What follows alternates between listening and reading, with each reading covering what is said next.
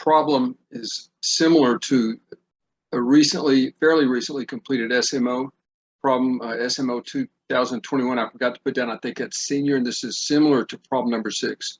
Now, the problem they did, I think, dealt with a square root rather than a cube root, but the process is more or less similar. The solution process is quite similar, I think.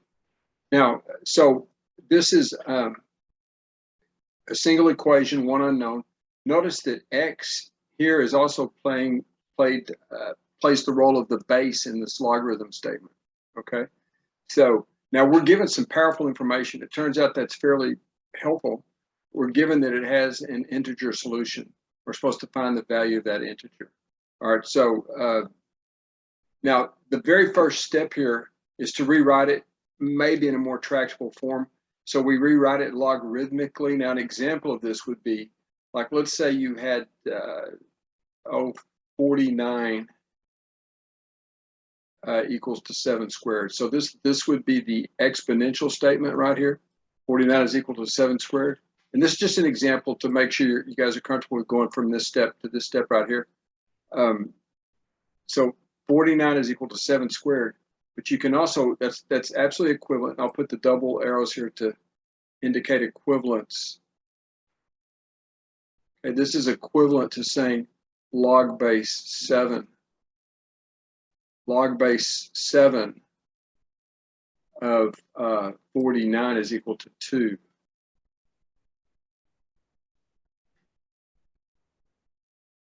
Okay, and again, that's it's just a rebranding of it to maybe make the problem a little more doable. Now, maybe you can solve it directly from here. I'm not sure, but this seems like a good approach. So we rewrote the problem statement logarithmically. That's tough to say, huh? So now, so we have a cube expression on this right-hand side, or a cube root expression. So it follows that cubing might lead to something that's easier to solve. Okay, so we're moving right along here. We have log base 7 of x quantity cubed is equal to 24 plus 9 times log base x of 7. Now, another nice little trick here that works out fairly, that ends up helping, I think, although maybe not. You can, let's say you have this log, and again, I'm just sticking to the same base here. Log of, let's say 49. We'll let the base be 49, excuse me, log base 49 of 7. Okay, now that's equal to 1/2, right? That's equal to 1/2 because 49 raised to the 1/2 power is equal to 7, right? Okay, so again, log base 49 of 7 is equal to 1/2 because 49 raised to the 1/2 is equal to 7. Now, y'all notice that 7 is just an input to a function. That looks like I have it 49 raised to the 7th power, but really remember the logarithm is a function. Everybody drops the parentheses here, but that parentheses, it's log base 49 is the function, 7 is the input argument, okay? But notice that if you reverse the base in the input argument, you actually get log of 7, log base 7, I keep saying that wrong, log base 7, and I'll go ahead and include the parentheses for the sake of clarity, of 49 is equal to 2, right?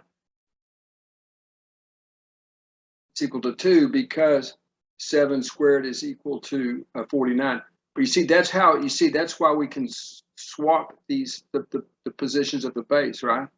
Okay, because this would have been 1/2 in the context right here, and this would be dividing by 2 in this context. So you see how this statement right here is equivalent. This term right here that I'm hovering over, this term is equal to this term right here. Notice that we transposed the base of the logarithm and its input argument. Now the former input argument becomes the base over here. But it's because of this type of back and forth. You see how when you get reciprocals here. These are reciprocals of each other when you interchange the base and the input argument. So that's why we can get away with this equality statement right here.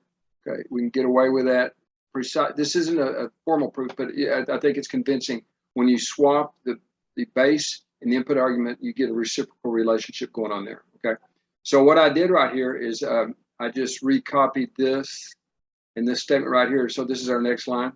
Now, so what do we do now? Well, this is when we use the fact that this has to be integer. The solution has to be an integer solution. The solution must be an integer solution. Now, let's write down some ways to go about this. Or this would be a cubic. This would be a cubic equation in this variable, sort of, I guess. Or not even that, really. You know, I get maybe this would be x to the minus 1, I guess. But you know what I mean? So this is a cubic equation in its form. Now, is there a way to solve it using the given information without having to pull out something like Cardano's formula, if that's even possible, you know? So, yes, there is. Notice that if you write down these statements right here, and this has to do with the, let me see if I hope I'm not painting myself into a corner. Log base 7 of 7 to the first power is equal to 7, right? Okay, but notice if you use that, if you use 7 here, then you would just have 9 over 7, not an integer, right? We need integers, right? We need integers. It's an integer solution, right? So let's take a look at the next one here. How about log base 7 of 7 squared? Whoops, what did I do there? Yeah, this should be, yeah, did I do that right? Yeah, log base 7 of 7 to the first is 7. Okay, well, actually that value is 1, sorry. Okay, that should be 1, my bad. Okay, so that actually would have worked out a while ago, wouldn't it? You would have had 9, and 9 plus 24 is 33, but I don't think you would get what you needed on this side, would you? So yeah, I said that wrong. You could try this because you would get an integer, but that would be 24 plus 9 is equal to 33, right? And then if you put that same value right here, you're just getting 1, right? So that doesn't work. Now let's take a look at log base 7 of 7 squared. That's equal to 2. Now I was jumping ahead of myself. This would be 9 over 2 right here, right? This would be 9 over 2, not an integer. Okay, now let's check out the next one. Log base 7 of 7 cubed. Now notice this is looking more promising. That does give us 3, right? So what that's saying, if we attempted 7 cubed here, right? If we're trying, that's supposed to be 7 cubed, ladies and gentlemen. So you see, this part would be 9 divided by 3, right? If we used 7, let me just write this down. X equals to, and y'all, sorry about that. That is supposed to be a 7 cubed right there. 7 cubed. All right. So if we try x equals 7 cubed, we get 9 divided by 3 is 3 right here, right? Okay, now what do we get over here with 24? It's just a constant that fell out of the process. So we have 24 plus 3 on the right-hand side, right? Now what about this over here? Well, here in a similar fashion, you would have 3 cubed.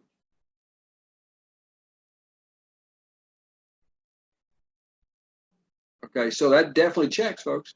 That definitely checks. And so we have found an integer solution.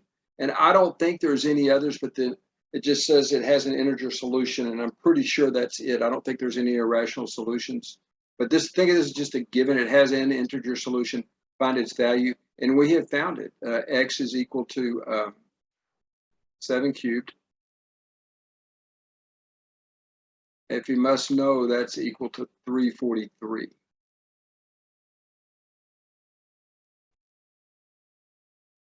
You know, a lot of you might not perceive this as rigorous, and it isn't, I guess. It isn't rigorous, but we did, by legitimate means, find a solution.